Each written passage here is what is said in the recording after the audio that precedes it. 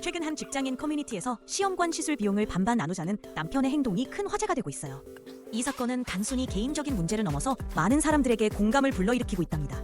결혼 생활에서 돈 문제로 다툼이 생기는 건 정말 흔한 일이지만 이번 경우는 특히 더 많은 관심을 받고 있는 것 같아요.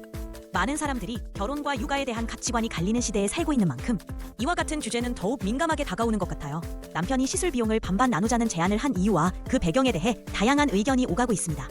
이 이야기를 시작한 글쓴이는 언니 부부 때문에 마음이 무척이나 속상하다고 솔직하게 털어놓았어요.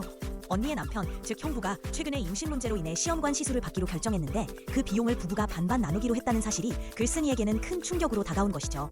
특히 형부도 이 문제의 원인을 제공했음에도 불구하고 어떻게 이렇게 비용을 나누는지에 대해 글쓴이는 매우 황당하고 혼란스러운 심정을 감추지 못하고 있어요. 글쓴이는 이러한 상황이 과연 공평한 것인지에 대한 의문이 가득하다고 이야기하고 있습니다. 글쓴이가 언급한 바에 따르면 언니와 그 남편은 각자의 월급을 따로 관리하면서 기본적인 생활비를 공동으로 모아 가출하는 방식을 선택했다고 해요. 이러한 방식은 부부가 경제적으로 공동체를 이루는 것을 고려했을 때 다소 이상하다는 의견이 제기되고 있는 상황입니다. 특히 댓글에서는 시험관 시술 과정에서 여성이 겪는 다양한 고통과 어려움을 충분히 고려해야 한다는 주장이 나오고 있습니다. 그래서 남편이 비용을 반반 나누자고 하는 것은 오히려 잘못된 태도로 비춰질 수 있다는 의견도 있었습니다. 이 상황은 부부간의 경제적 관계를 다시 한번 깊이 생각해보게 만드는 계기가 됩니다.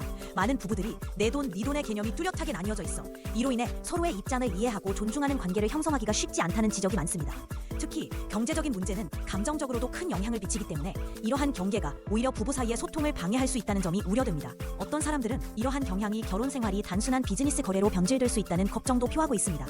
이미 시험관 시술을 받고 있는 분들께서 댓글을 통해 자신의 경험담을 나누고 계신 모습을 보니 참 많은 분들이 이와 같은 과정을 겪고 있다는 것을 실감하게 됩니다. 각자 다른 상황 속에서 비슷한 고민을 안고 있다는 점에서 서로의 이야기를 듣는 것이 큰 힘이 되는 것 같습니다. 또한 부부 간의 재정적인 부담을 어떻게 나누는지가 연말정산과 같은 세금 문제와 관련이 있을 수 있다는 의견도 있더군요. 이와 더불어 서로가 원하는 아이에 대한 욕구나 기대치가 다를 수도 있다는 점 역시 중요한 요소로 작용할 수 있겠죠?